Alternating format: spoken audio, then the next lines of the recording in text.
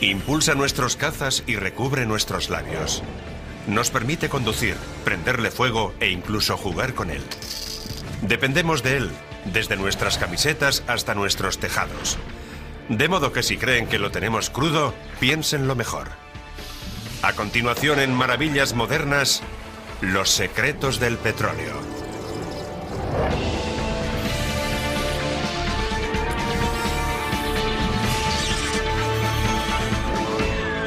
Maravillas Modernas. Los secretos del petróleo. Están avisados. El mundo que nos rodea se acaba. Un suministro incierto y una demanda cada vez más alta han hecho que el petróleo barato pertenezca al pasado. Llenar el depósito nos sale cada vez más caro, pero eso no es todo, ni mucho menos. Tal vez no hayan reparado en ello, pero el primer secreto del petróleo es muy sencillo. Está en todas partes. Lo empleamos para fabricar el asfalto y la aspirina, en cosmética y en ordenadores, en cascos de protección y en válvulas cardíacas, en cristales de seguridad y en cortinas de baño, en paraguas, bolsas de basura y todo lo que hay en medio. El petróleo lubrica nuestras máquinas, nuestras armas e incluso nuestra piel. Fusiona los materiales de nuestras casas y carreteras y es la base química del plástico, del caucho y de las fibras sintéticas. Fíjense bien. El 30% de nuestros televisores está hecho de materiales derivados del petróleo, el 50% de nuestras zapatillas deportivas. El atuendo deportivo es derivado del petróleo casi al 100%, e incluso el detergente con el que lo lavamos. Igual que las lentes de contacto. Ni que decir tiene de su cepillo de dientes. Un momento, ¿ha dicho que la aspirina también? La aspirina y otros fármacos tienen como base el petróleo, como las drogas para combatir el cáncer. La gente no sabe que la industria petroquímica proporciona el material esencial para todo. Hace poco más de un siglo nada de esto era verdad. Por aquel entonces el caucho provenía del alcornoque. El plástico era el gran desconocido y nuestro principal medio de transporte consumía toneladas de carbón. Pero entonces se inventó el motor de combustión, adquirimos mayor movilidad y desde entonces el petróleo es el rey. Nuestra sociedad ha crecido pensando que este increíble material cuesta muy poco y hasta nos lo pueden traer a casa. Y desde hace 50 o 100 años no hemos dejado de imaginar nuevas formas de aprovechar esta excelente materia prima, el gas natural, el petróleo en crudo. Casi hemos hecho magia con él. Un solo barril de crudo contiene unos 160 litros y los norteamericanos consumen al día unos 20 millones. Aproximadamente el 50% de cada barril se destina a la gasolina de automoción, un 15% se transforma en gasóleo. Por increíble que parezca, el 35% restante es lo que sustenta nuestro mundo. ¿Qué tiene el petróleo que lo hace tan polifacético y por ahora tan importante? Dentro de cada barril hay una mezcla de moléculas de hidrógeno y carbono que forman todo tipo de enlaces conocidos como los hidrocarburos. Algunos, como el C4, más conocido por metano, son hidrocarburos relativamente sencillos y se consideran ligeros. El combustible de automoción contiene cadenas moleculares algo más largas, mientras que otros, como la estructura química del aceite de motor, contienen cadenas más complejas de 50 o más átomos de carbono. Si separamos estas moléculas del crudo, obtendremos importantes fuentes de energía, como la gasolina o el gasóleo. Pero lo que queda es una rica mezcla de bases químicas conocidas como materias primas. Después, todo depende del refinado. Básicamente, en el proceso de refinería se toma el petróleo crudo y se reorganizan las moléculas mediante diferentes procesos. Con unos se elabora la gasolina, con otros se obtiene gasóleo, con otros carburante, con otros el queroseno y también las materias básicas con las que se fabrican todo tipo de productos para consumo mundial. Valero Oil es la refinería más grande de Norteamérica. Aquí en sus instalaciones de Wilmington, California, procesan diariamente más de 135.000 barriles, que llegan en grandes petroleros y son bombeados hasta la costa. Este es el oleoducto por el que nos llega el crudo desde los barcos y por el que se transporta. Tiene un diámetro de 75 centímetros y se introduce en estos tanques.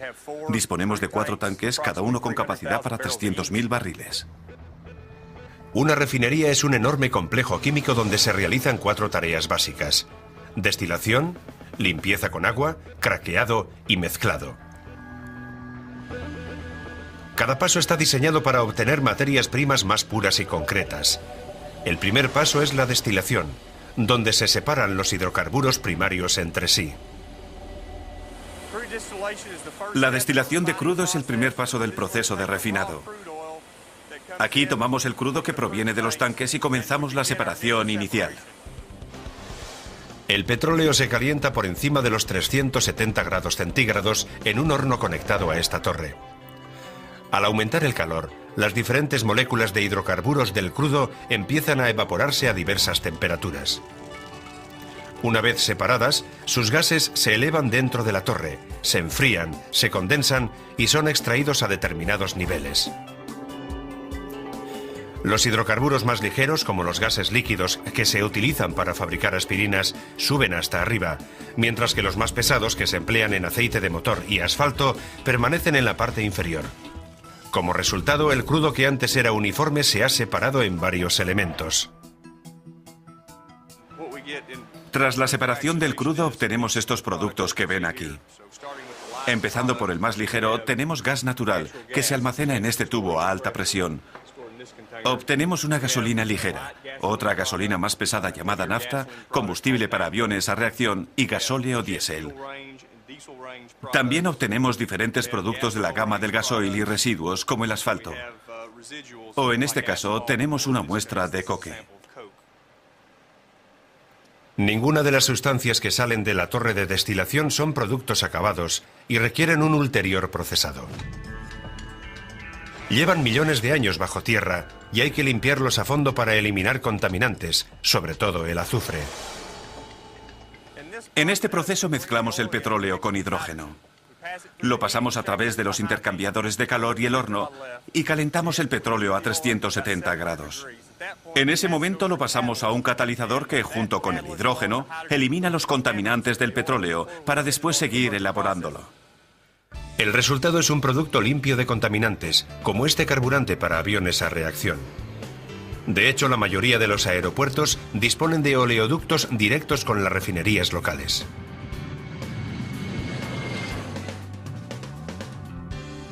Respecto al azufre obtenido, se comercializa como componente clave para fertilizantes agrícolas, en la fabricación de neumáticos, para extintores e incluso explosivos. Pero no todos los elementos están listos. Algunos incluso necesitan un tratamiento atómico. Con el craqueado, las moléculas complejas de hidrocarburos se fragmentan en otras más sencillas y prácticas, con las que se fabrican productos acabados. Esto se puede hacer aplicando mucho calor o combinándolas con catalizadores químicos. Aquí se ve el tipo de catalizador que usamos. Se mueve casi como un líquido. Lo que hacemos es mezclar este catalizador con el gasóleo a temperaturas muy altas, más de 700 grados centígrados, y este reacciona formando estos productos más ligeros que vemos aquí. Al dividir los gases pesados del petróleo en moléculas más pequeñas, se obtiene un combustible utilizado en barcos. Además, se obtiene propileno, que se almacena en este recipiente. El propileno es una materia prima que se usa en maquillajes, dentífricos, anticongelantes, pinturas y productos de poliuretano, como los cascos de fútbol americano. Desde 1974 no se han construido más refinerías en los Estados Unidos. Las refinerías han tenido que adaptarse para satisfacer la creciente demanda. No tiramos nada. El barril de crudo es un recurso demasiado valioso como para no intentar aprovecharlo al máximo. Procuramos aprovechar el 100% del barril. A lo largo de su historia, la industria ha utilizado hallazgos casuales para transformar la basura en productos útiles. La petroleína era un ungüento blanquecino que surgía del terreno con las perforadoras y a menudo atascaba los engranajes. El químico Robert Chasebrough se enteró de que los obreros lo usaban como bálsamo para las heridas y empezó a experimentar con él. Posteriormente llamó a su producto vaselina. Aunque ya no se obtiene de las perforadoras, hoy en día cada 39 segundos se vende un tarro de vaselina como derivado de lubricantes refinados.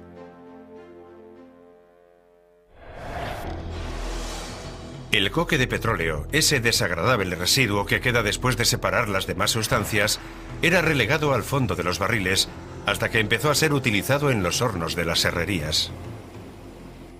Los residuos son recursos, de modo que empezaron a buscar usos prácticos para los subproductos que se obtenían del proceso de refinado. Y en 1910, un propietario de un modelo T pidió al científico Walter Snelling que analizara los gases que salían del depósito de gasolina. 2 años después, Snelling patentó un gas obtenido del petróleo, el propano. El propano es uno de esos combustibles creados por casualidad. Es un subproducto. Y en la industria lo que hemos hecho es construir todo un negocio en torno a un producto que en los primeros años era descartado como residuo. El propano surge en muchas fases del refinado. Considerémoslo una simple gratificación. Es un hidrocarburo muy energético. Tiene casi 3/4 partes más de hidrógeno por molécula que una molécula de gas natural. También es un carburante que arde bien y es muy rentable. El propano produce entre un 18 y un 24% menos de CO2 que la gasolina. Actualmente más de 17 millones de hogares utilizan el propano para calefacción, cocina y energía. Los agricultores ecológicos lo emplean para eliminar las malas hierbas de sus cultivos y desinfectar sus cuadras sin productos químicos. Y por supuesto, en más de 50 millones de hogares se utiliza para encender la barbacoa. Imagínese, el 2% del mercado energético lo consumen 50 millones de familias solo para la barbacoa. Una ventaja importante del petróleo y sus derivados es su facilidad de manejo. Por ejemplo, comparado con el carbón, es un recurso fácil de transportar. El petróleo es muy versátil y una de sus características es que es líquido y fácil de transportar. El propano no es ninguna excepción. Los fabricantes someten el gas a presión, lo que lo convierte en líquido. Así es 270 veces más compacto.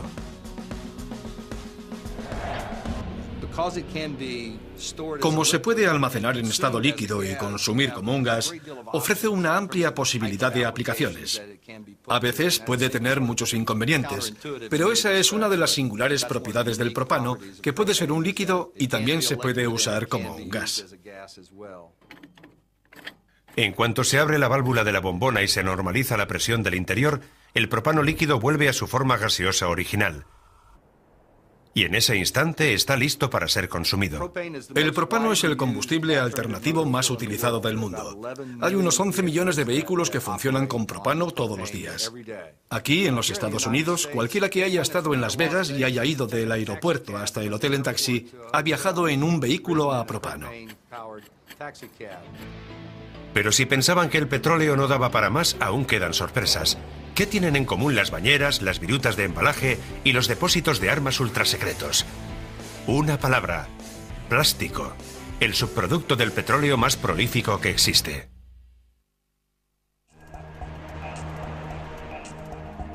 Cada año en las refinerías norteamericanas se elaboran más de 6.000 millones de barriles de petróleo.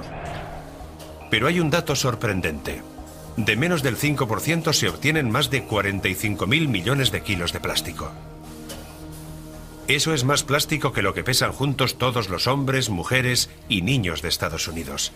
El plástico es el producto final más abundante del petróleo. No podemos vivir sin él y cada vez es más caro.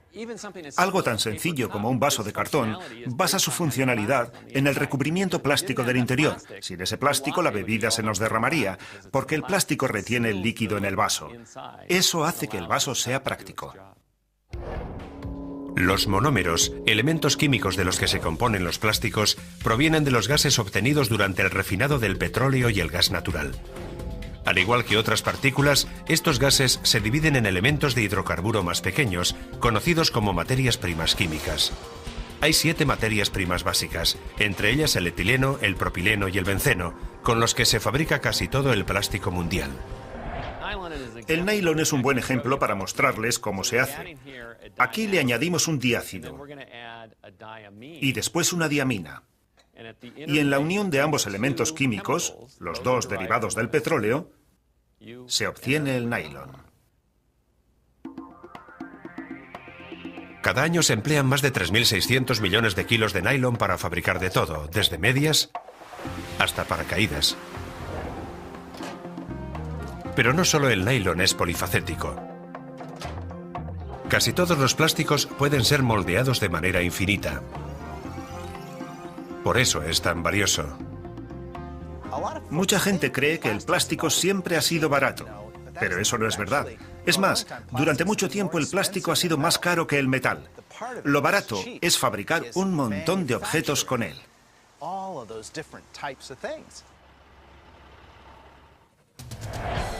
Spartek Plastics es un fabricante internacional de materiales plásticos. Tiene una producción anual cercana a los 500 millones de kilos.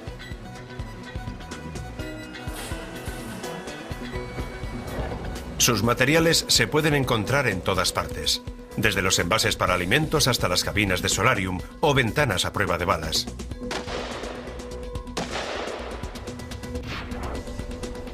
Aquí, en sus instalaciones de La Mirada, California, se fabrican laminados y rollos de 2 de los plásticos más importantes. En esta planta se elaboran el ABS o el poliestireno. Ambos son materiales basados en el estireno. Cada vez que abran la puerta de la nevera, las bandejas, los compartimentos para la comida y, por supuesto, la puerta, llevan poliestireno. El ABS y el poliestireno llegan a Spartek en forma de perdigones de plástico. Algunos son de nueva fabricación, otros son reciclados. Son trasladados mediante mangueras de aire hasta llegar al extrusor, el núcleo de la operación. En el interior de este extrusor por calor hay una barrena helicoidal que gira constantemente, arrastrando los perdigones hacia el otro extremo. Los perdigones se comprimen y se frotan entre sí, generando calor y fricción, con lo que el plástico se derrite. La masa mezclada se pasa a través de un estrecho filtro. Así se forma una película de plástico que se desliza a través de una serie de rodillos. Parece muy sencillo, pero para diseñar la barrena se requiere un sofisticado cálculo geométrico, y eso se ha hecho a base de hacer pruebas y meter la pata durante mucho tiempo. Este material se utilizará en diversos embalajes. Si cambiamos la maquinaria por otra más grande, se podrán obtener piezas con las que fabricar bañeras de hidromasaje, botes o incluso kayaks. Se coloca esta plancha en los hornos y se calienta poco a poco. No se calienta de forma repentina, como cuando se funde el material al principio. Así se reblandece hasta combarse, hasta lo que llaman el punto de deformación. Entonces se coloca en un molde y mediante la técnica del vacío se empuja hacia abajo y adopta la forma que se le quiera dar. La extrusión por calor es un sistema clave para la fabricación de plásticos a medida. Pero también hay otros, como la soldadura. El vinilo, también conocido como PVC, es un plástico obtenido del petróleo, muy conocido por su durabilidad y flexibilidad. Su utilidad fue comprobada en los años 20 por un ingeniero químico que, según la leyenda, buscaba una pelota de golf más resistente. Actualmente los plásticos derivados del petróleo siguen desempeñando un papel importante en la fabricación de pelotas de golf.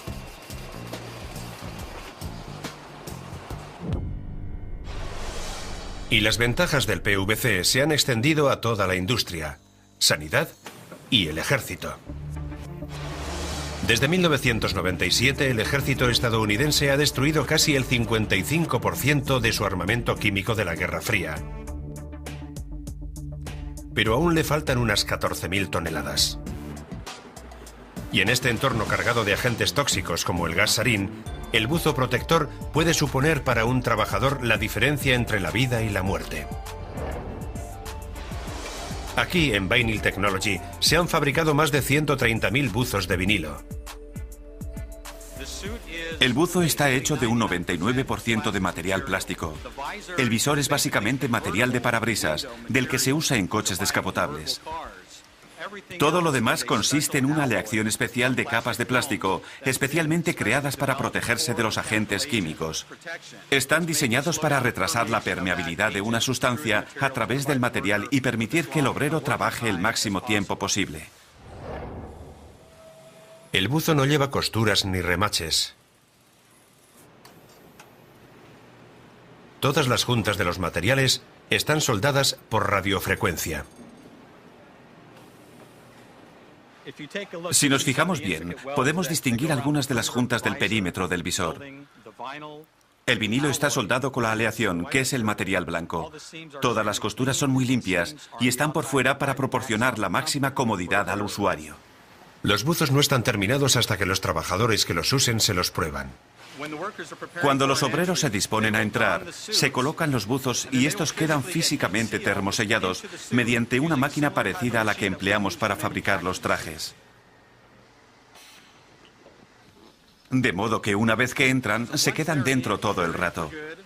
Realizan su tarea, se quitan el buzo y en ese momento el buzo se desecha. El petróleo es eficaz para protegerse de sustancias químicas peligrosas. Pero, ¿qué sucede si se ingiere accidentalmente? Seguramente ya le habrá pasado.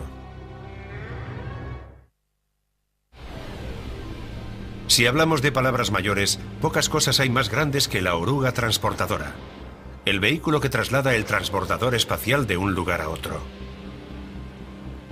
Cuesta creer que este coloso de casi 3 millones de kilos de peso tenga mucho que ver con un reloj de pulsera.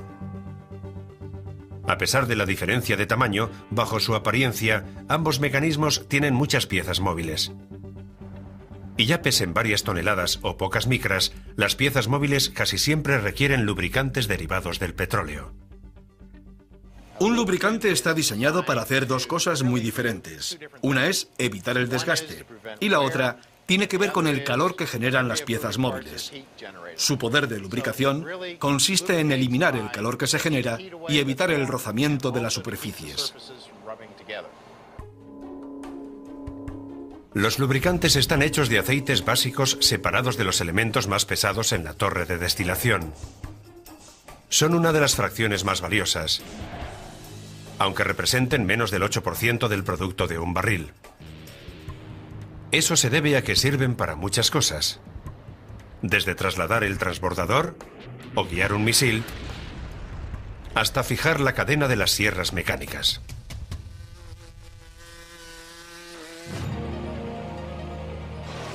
Los fabricantes de Lubricating Specialties reciben aceites básicos de todas las refinerías del país y los mezclan, creando miles de lubricantes diferentes cada mes.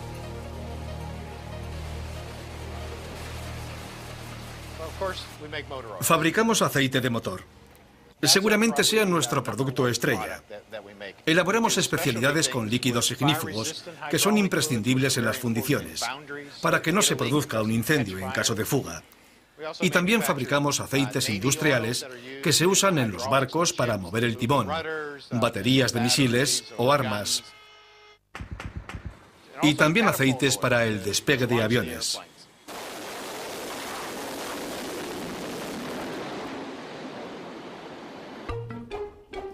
La labor de un lubricante consiste en crear una fina película entre dos piezas móviles.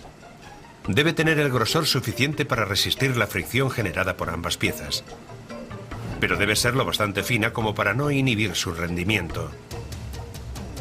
El espesor se conoce por viscosidad y está determinado por la mezcla de los aceites básicos de la refinería con otros aditivos químicos. Esta es la que llamamos zona de mezclado o el nido de serpiente. Aquí es donde tomamos y mezclamos las materias primas. Algunas mezclas son sencillas, tienen 1 o 2 ingredientes. Otras son más complejas y llevan hasta 20 ingredientes. Algunas son líquidas, otras son sólidas. Aquí es donde podemos ganar o perder dinero. Si cometemos un error, sale muy caro. Uno de esos aditivos representa la W, de winter, invierno en inglés, del lubricante de motor. Se llama promotor del índice de viscosidad y viene en bloques de 22 kilos. Pero ojo, no es un sólido. Se solidifica en frío. Si abrimos este lateral y regresamos mañana por la mañana, lo encontraremos desparramado por el suelo. Aunque parezca sólido, en realidad sigue siendo un líquido muy grueso y viscoso. La sustancia se corta, se calienta y se mezcla con el lubricante de motor para asegurar su eficacia durante todo el invierno. Es una sustancia que nos permite utilizar el mismo lubricante de motor en verano como en invierno. Se dilata con mucha rapidez. En estado frío se asemeja al muelle de un reloj. Está muy comprimido. Pero cuando se calienta a 90 grados, se dilata como si fuera un sacacorchos. Se vuelve muy largo y actúa como un manojo de fibras que evita que el lubricante sea demasiado fluido. Le da más consistencia. Así se obtiene un buen rendimiento tanto en frío como en caliente. En la actualidad, pocos procesos están tan automatizados como la producción alimentaria y el embalaje. Y aquí también la maquinaria requiere un lubricante especializado, denominado aceite mineral comestible. Hasta se puede comer. Sanidad ha impuesto su utilización porque si se mezcla accidentalmente con la comida, no supone ningún daño a la salud. Se trata de un hidrocarburo muy elaborado, muy purificado. Está tratado en envases especiales, en botes especiales, de modo que nunca entra en contacto con ningún metal. Pero si le sorprende la idea de que podría comer lubricante, no olvide que también se lo aplica por toda la piel. El aceite para bebés es esta misma sustancia al 100%, con algo de perfume. El bronceador es un 80% mezclado con una sustancia emulsionante. La barra de labios es un 70% mezclado con pigmentos y algunas ceras para darle consistencia. Prácticamente se usa en todo lo que nos aplicamos al cuerpo. La mayoría de los lubricantes son de usar y tirar. Se usan y se reemplazan una y otra vez. Pero con la carestía del petróleo, el lubricante más común del mundo, el aceite de motor, puede tener una nueva vida. Cada año se generan 3.700 millones de litros de aceite usado en los Estados Unidos. Aquí, en Evergreen Oil, nos hacemos cargo de ese aceite y lo reciclamos. Tomamos el aceite usado y lo devolvemos a un estado prácticamente virgen. Calculamos que un mismo litro se puede reutilizar más de 20 veces. El aceite reciclado es diferente del aceite reacondicionado, que a menudo es etiquetado como de segunda mano y simplemente filtrado, a veces con resultados desiguales. Evergreen Oil calcula que un reciclado de todos los aceites podría permitirnos ahorrar más de 90.000 barriles de petróleo al día. Aquí tenemos aceite usado recién recogido y traído a Evergreen Oil. Está lleno de impurezas como metales pesados o azufre. También podría tener ciertas cantidades de halógenos, o sea, está sucio. Pero vamos a someterlo a nuestro tratamiento de reciclado y convertirlo en un lubricante de base reutilizable. El reciclado viene a ser el proceso a la inversa del refinado original. En primer lugar, el aceite se limpia para eliminar no solo las impurezas, sino también los aditivos. ¿Recuerdan el promotor del índice de viscosidad? Bien, en el reciclado hay que eliminarlo. La sustancia restante vuelve a ser destilada y se crea una fracción casi pura. Este es nuestro lubricante de base reciclado. En el proceso se han eliminado todos los metales, las impurezas, los elementos aditivos, el agua, todo lo que sobraba. Y lo hemos devuelto a un estado casi virgen. Y esto vale su peso en oro. Actualmente, Evergreen recicla más de 53 millones de litros de aceite usado al año. La energía necesaria para reciclar el aceite de motor es casi la mitad de la necesaria para refinar petróleo en crudo. Indudablemente, no solo es un buen negocio, sino también positivo para el medio ambiente. Pero el aceite de motor no es el único producto reciclado que se utiliza para el transporte. Y este no tiene desperdicio.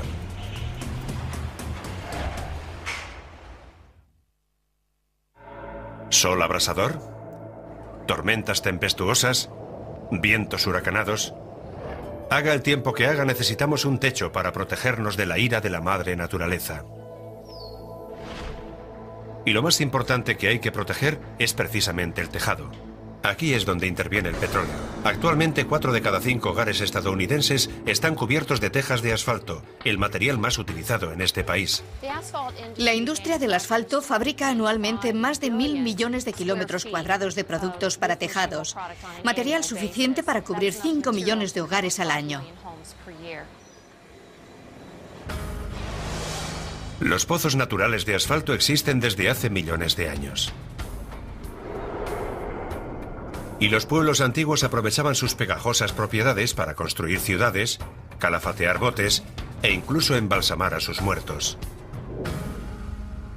Hoy casi todo el asfalto se obtiene del refinado de petróleo y representa el 3% de un barril de crudo.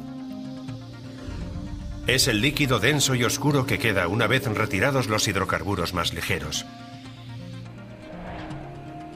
Aquí, en Owens Corning Asphalt Single Manufacturing Center, en Compton, California, se elaboran más de 110 toneladas de asfalto líquido cada día. Aquí es donde recibimos el asfalto en nuestra planta.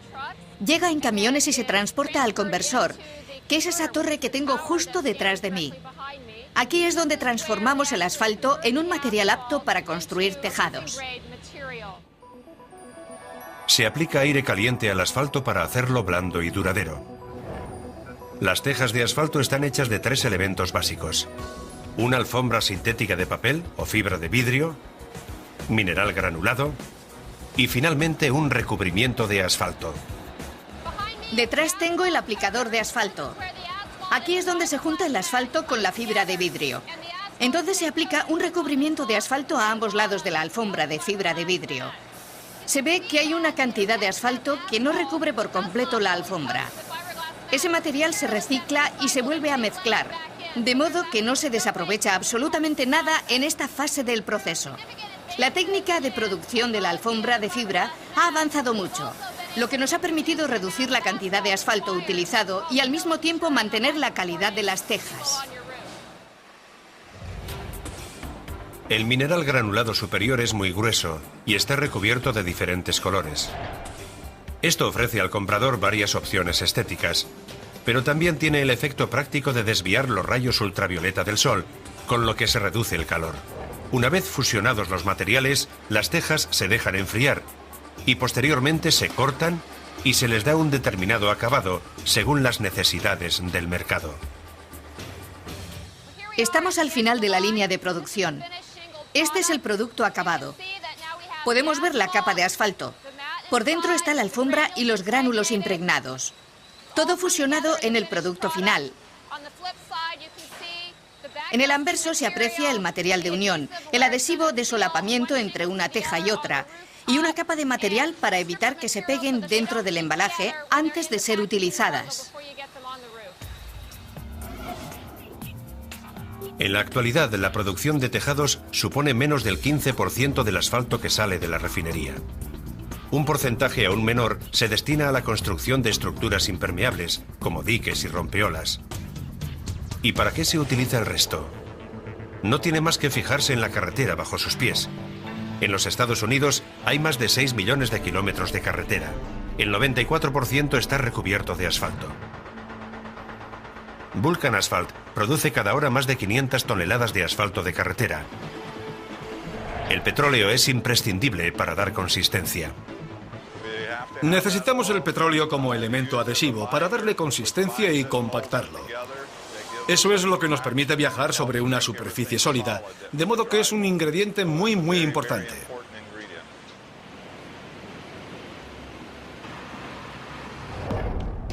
El asfalto de carretera se fabrica con arena y piedrecillas de diferentes tamaños o grava, también llamada agregado triturado. Todo esto se mezcla en un mortero.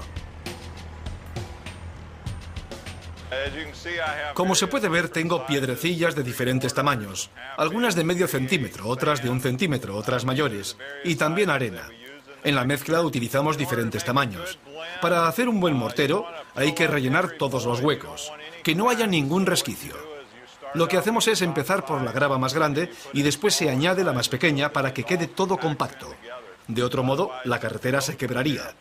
El petróleo rellena todas las grietas y también le da consistencia. Los diferentes tipos de superficie requieren diferentes mezclas. Una vez establecida la fórmula correcta, el agregado se traslada a una secadora, donde se calienta a casi 900 grados centígrados. Lo secamos por completo antes de mezclarlo con el petróleo, porque el agua y el petróleo no ligan. Dentro de la secadora, Vulcan también añade asfalto reciclado al mortero, con lo que se ahorra grava y petróleo. Esto es asfalto reciclado. Este es uno de los productos que más se reciclan en los Estados Unidos. Aquí lo usamos bastante. Es una porción muy importante de nuestra mezcla de asfalto. Se incluye el petróleo líquido utilizado previamente. Ahora es cuando el agregado se rocía con asfalto líquido de la refinería. Tras una breve pero intensa mezcla, el proceso está terminado. Aquí tenemos nuestro producto final tal y como sale de nuestras instalaciones. Como se puede apreciar por el tamaño del agregado, es una mezcla de 2 centímetros. Con esto se pavimenta la carretera. Seguramente esta misma tarde lo transportaremos allá. Una carretera asfaltada, otro derivado del petróleo que damos por hecho. Pero ahora se nos plantea una interrogante. ¿Qué pasará cuando se acabe el petróleo?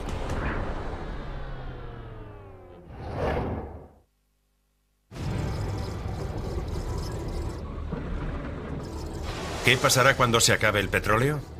Nadie sabe cuándo será eso. Pero en una cosa estamos de acuerdo.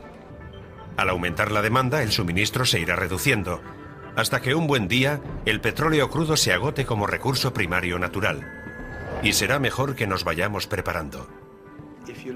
Si lo miramos con objetividad, comprenderemos que es un recurso excelente que tal vez aún no haya sido utilizado adecuadamente. Hemos dependido de él pensando que duraría para siempre, pero los recursos son limitados, jamás duran para siempre. Estamos desarrollando alternativas para casi todos los derivados del petróleo. Cada vez hay más fuentes de energía renovable.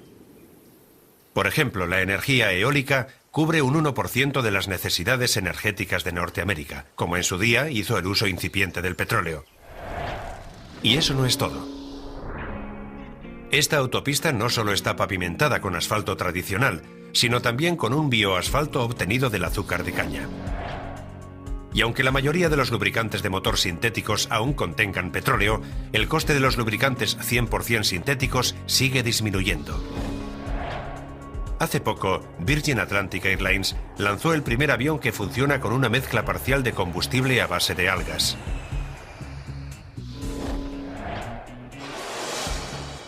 Los paneles fotovoltaicos como estos que vemos aquí no solo suministran energía hoy, sino que también pueden hacer funcionar los coches del futuro. Y los plásticos, que antes se fabricaban con petróleo crudo, ahora se elaboran principalmente con gas natural, más limpio y eficiente. También se puede obtener plástico de maíz u otras plantas. Pero las nuevas energías y materias primas no suponen el único campo de investigación y desarrollo. ¿Se podrá compensar el petróleo, el gas natural o el carbón con otras fuentes de energía alternativa? Esa pregunta depende mucho de la tecnología que seamos capaces de desarrollar. Por el lado de la demanda podemos hacer las cosas de manera mucho más eficiente, para que así disminuya la demanda. Ahí es donde el reciclaje desempeña un papel principal. Combatir la demanda reciclando lo que ya tenemos es una estrategia muy común en miles de vecindarios de todo el país.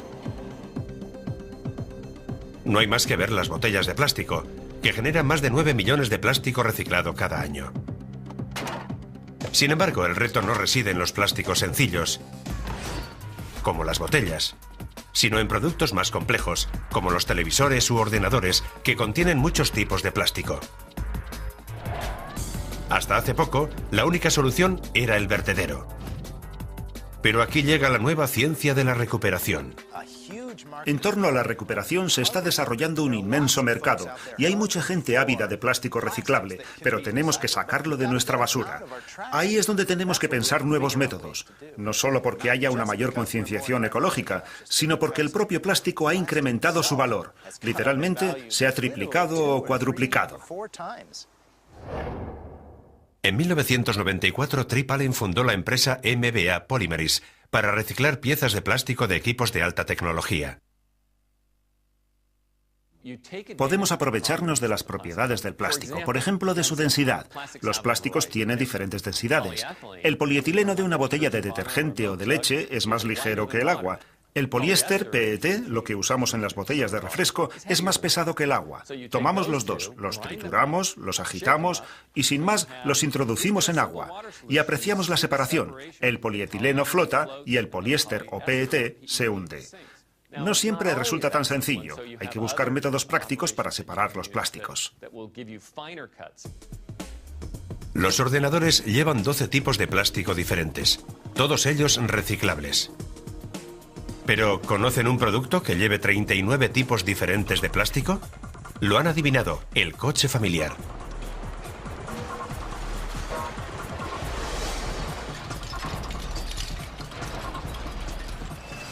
Esto es lo que queda del coche familiar. Una vez desguazado, se separa el acero y muchos de los metales no ferrosos.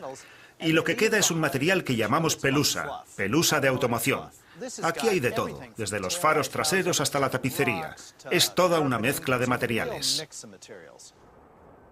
Estos restos se envían al vertedero. No huele tan mal como la basura convencional, de modo que lo usan para tapar la basura normal. Y esto podría ser el final. Pero como los antiguos buscadores, Allen encuentra oro en estas pilas de basura. Este vehículo utiliza una serie de técnicas que provienen principalmente de los antiguos conceptos de la minería. California fue fundada durante la fiebre del oro. ¿Y qué es la búsqueda del oro sino la selección de piedrecillas amarillas entre otras piedrecillas inmundas? El proceso comienza pasando la pelusa de automoción a través de unos imanes para eliminar cualquier partícula metálica. Entonces se introduce la pelusa en una serie de ciclones de agua, tornados giratorios de H2O, que separan los diferentes plásticos u otros elementos de la pelusa. Al seleccionar el material según su rapidez para hundirse o flotar, podemos obtener diferentes productos simplemente usando agua. Hay mucho acero y metales no ferrosos, pero también hay diversas variedades de plástico que se pueden aprovechar para elaborar otros productos de consumo. Todavía es un prototipo, pero las posibilidades de este ciclón de agua saltan a la vista y se pueden aplicar a mayor escala, como en los propios vertederos. Pero por ahora debemos tener presente que en un mundo que lucha contra la tiranía del petróleo, la innovación y el desarrollo esconden secretos que no deberíamos olvidar.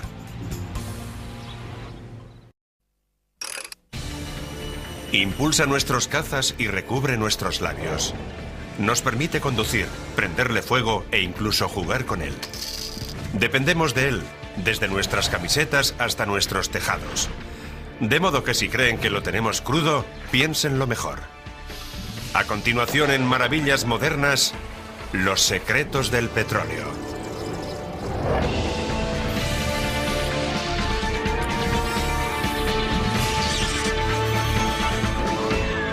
Maravillas Modernas, los secretos del petróleo. Están avisados. El mundo que nos rodea se acaba. Un suministro incierto y una demanda cada vez más alta han hecho que el petróleo barato pertenezca al pasado. Llenar el depósito nos sale cada vez más caro, pero eso no es todo, ni mucho menos. Tal vez no hayan reparado en ello, pero el primer secreto del petróleo es muy sencillo. Está en todas partes.